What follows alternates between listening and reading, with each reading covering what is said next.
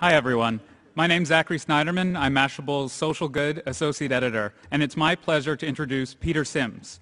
Peter Sims is the best-selling author, speaker, and entrepreneur who recently wrote a book arguing that major breakthrough ideas emerge from small discoveries. Mr. Sims is talking today about inventing the future with little bets, new ways to solve social problems. Please welcome Mr. Sims to the stage. Thank you so much. Is this it right here? Thank you. It's an honor to be here today, and especially to be following somebody like Dr. Muhammad Yunus, who has been a hero for many years. So here we go. Let me just begin by talking about Muhammad Yunus for a minute. How many of you know that he was an economist when some hands? A lot. Wonderful. So in 1972, Muhammad Yunus was an economist who was living in Bangladesh, and he was overwhelmed by this problem that he saw, which was that many, many people were streaming into the streets dying of poverty. And they were coming in from the countryside, and none of the economic theories he'd learned, he was passionate about poverty, and none of these theories were able to solve this problem.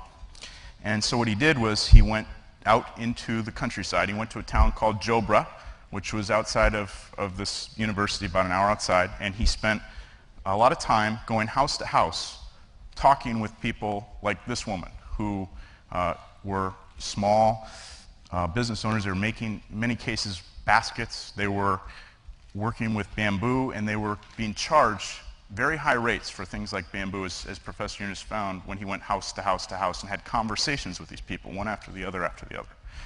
And what he was able to do by getting away from the bird's eye view, the economist's bird's eye view looking down at the world, and moved into the worm's eye view of getting into the lives of these people, was that he was able to really develop an empathy for what the problems were. And he learned, in talking with a woman named Sophia, that her problem was that she was charged so much for the bamboo that she was unable to sell it for enough of a margin to make profit. And that was the starting point for what would become the Grameen Bank. So let me just describe what problem I'm trying to target with this book, Little Bets, and this way of thinking. This is an actual slide of the Afghanistan strategy last year, and it was prepared by the staff to General Stanley McChrystal. And when the staff brought this to McChrystal, this PowerPoint slide, he said, "When we understand that slide, we will have won the war," which is pretty well put. And it says it all, because we think that we can put everything into a PowerPoint. We think that we can put everything into a plan, but the world is far too complex. Obviously, we're living in a time when we have Afghanistan, we have a world that's rapidly changing, we have so much uncertainty that we don't even know what the problems are before we go in. And so, as Jeff Bezos says, you can't put into a spreadsheet how people are going to respond to a new idea. So, what's the problem? Why is this happening? Well, we're given an educational system where around the world, I was just talking backstage with Tony Bates of Skype, who's up next and who's got a lot of insight and cool ideas around combating this problem, but we're trained to prevent making errors, right? I mean, we can't make mistakes. This is something that's just ingrained in us, this rigid testing system, and it's from a young age. All of us are influenced by that. So we get older, and we think that we need to have the answer before we do anything new. But none of these companies started with a big idea.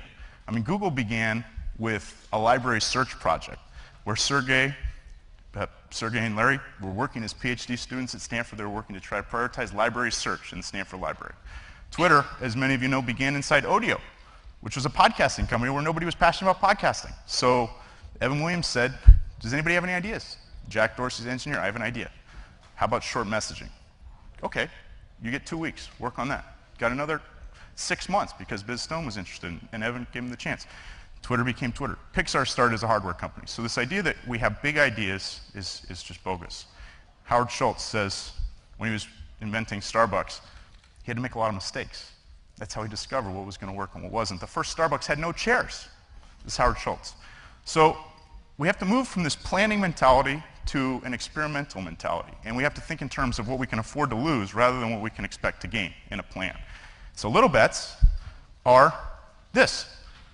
Figure out what you don't know in the unknown, find out problems and opportunities, and then once you've found the problems, bet big and go for it. But make sure you're solving the right problem first. Make sure you're doing what Dr. Yunus did first. And it takes a lot of work. It's not easy. You have to make mistakes. Now, why is this important? this is my Uncle Joe, and he's a logger and one of the best men I know. This is the world we're living in right now, where his life has changed dramatically. He wakes every morning at 2 a.m. This is 2:18. I rode with him for a day this summer, and there he is climbing in his truck at 2:15 a.m. What are you doing at 2:15 a.m.? What am I doing? I'm in bed for a long time to come. And he's 62 years old, back-breaking labor. This is a part of our economy here in the United States that's struggling tremendously and needs people like you to be helping to figure out how we're going to reinvent this economy. And he doesn't understand why Wall Street gets to have derivatives being sold on logs, on wood, when he's working harder and harder and having less and less livelihood to go. But he's an awesome guy. I would love if you can meet him sometime. He says he's got the best corner office in the world. And he's optimistic. And one of the reasons he's optimistic is because he says, you know what? He says, we've forgotten who's the boss in this country. The citizen's the boss. You're the boss. We're all the boss. So now, what are we going to do? You got to act, right? You got to do something. That's my challenge to you today. Do something. Because we're living in a time of crisis that is as significant and severe as any we've lived through. We need leadership. And we're not getting it from Washington. We're not getting it from a lot of the people who are supposed to be leaders. But you and this generation is different, This is like, when I'm around people 35, I'm just like, this is where it's all happening right now. This is where social entrepreneurship and corporate and all these things are coming together in new and interesting ways with social media, and it's pretty amazing. And so every one of you has a voice. And I challenge you to use that voice. Here's another idea that you can look at, and that's called Fuse Corps. This is a program that's like the White House Fellowship meets Teach for America. It's just launching now. It'll be open applications from October 1 on. You'll be working on projects to report for mayors and governors and their senior staff. Here are the details, www.fusecorps.com or the hashtag #FuseCorps. So, these are the mayors you work for, Kevin Johnson. Kids, the best way to predict the future is to invent it, says Alan Kay, the technologist. It begins with a little bet. Start small. What will yours be? Thank you so much.